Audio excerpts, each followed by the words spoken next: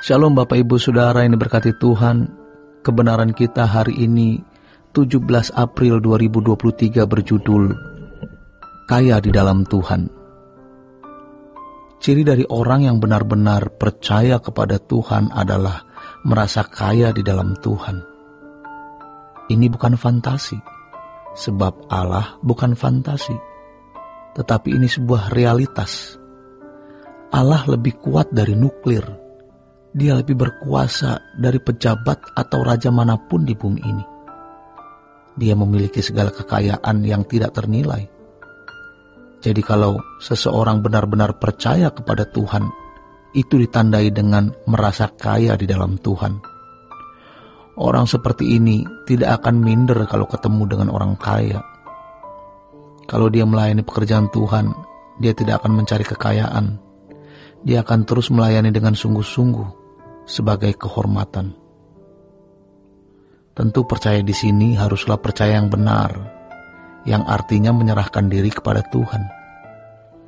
Penyerahan diri harus dimengerti dengan benar. Faktanya, banyak orang tidak tahu apa yang dimaksud dengan menyerahkan diri kepada Tuhan. Ketika seseorang di dalam kesulitan atau dalam ketidakberdayaan, ia berkata, "Aku berserah kepadamu." Sebenarnya dia belum berserah. Dia hanya minta campur tangan Tuhan. Kata berserah di situ sebenarnya sebagai semacam intimidasi terhadap Tuhan, bahwa dia mau menyatakan, "Aku menyerahkan persoalan ini kepadamu Tuhan, dan engkau harus tolong aku." Orang yang berserah kepada Tuhan tidak akan memaksa Tuhan untuk bertindak sesuai dengan apa yang diingininya. Sekalipun Tuhan tidak bertindak apa-apa, dia harus tetap bersyukur, sebab ia tidak boleh mengatur Tuhan. Penyerahan diri adalah kesediaan untuk mengikut jalan Tuhan. Artinya apapun yang Tuhan perintahkan, kita lakukan, dan apapun yang Tuhan kehendaki, kita terima. Orang yang percaya kepada Tuhan dengan penyerahan yang benar pasti tidak melakukan apa yang bertentangan dengan kehendak Tuhan. Kalau orang masih hidup dalam dosa, berarti dia tidak percaya. Memang kita masih bisa meleset, yang biasa dalam bahasa Yunani disebut hamartia. Tetapi kita harus menyelesaikan, mengakui dan menyadari bahwa masih ada potensi salah dalam diri kita, dan berkomitmen untuk tidak mengulanginya lagi. Meminta ampun bukan hanya atas perbuatan salah yang sudah kita lakukan, tapi juga meminta ampun atas potensi atau dorongan dosa yang masih ada. Ini dosa yang mendatangkan maut kalau tidak diselesaikan. Orang yang tidak berurusan dengan Tuhan berarti dia tidak bertuhan, sekalipun dia pergi ke gereja, karena dia menjadi Kristen hanya saat di gereja.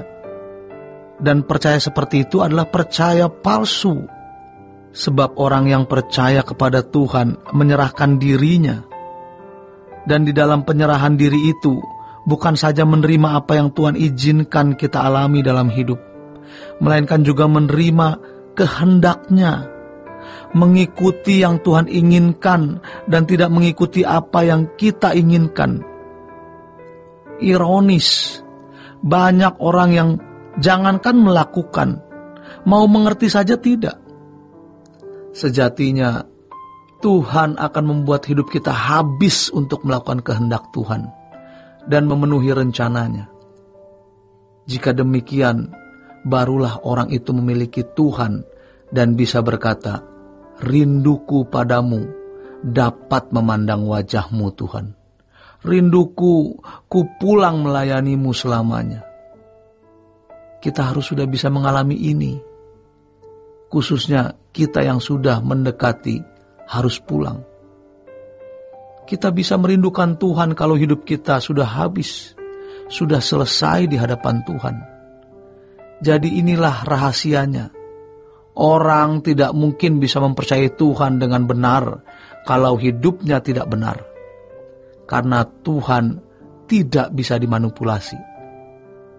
Orang yang berlindung atau bergantung kepada Tuhan dengan benar dan memiliki keteduhan di hadapan Allah adalah orang yang hidupnya bersih.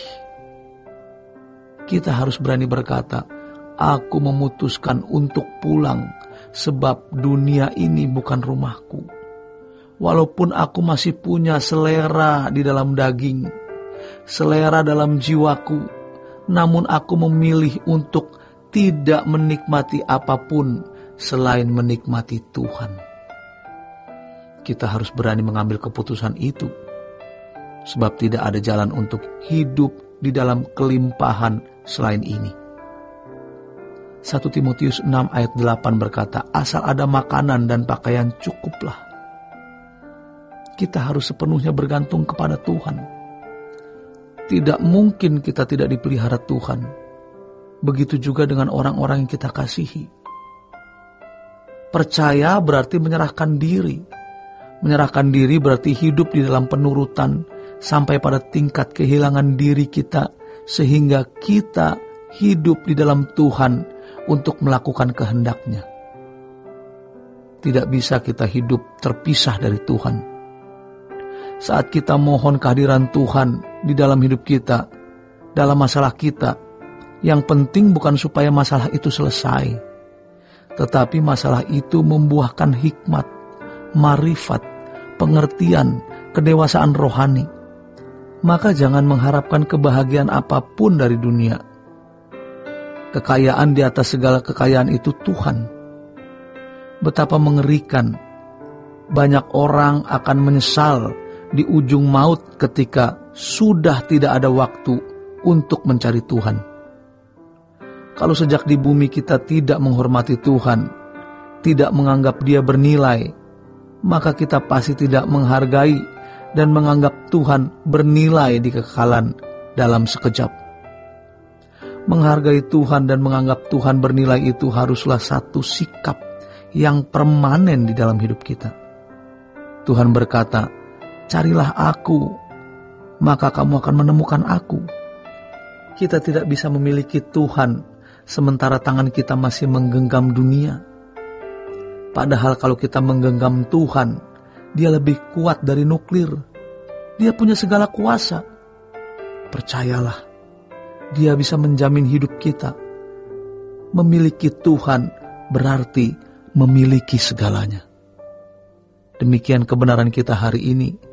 Selamat berjuang untuk memiliki Tuhan. Sola Gracia.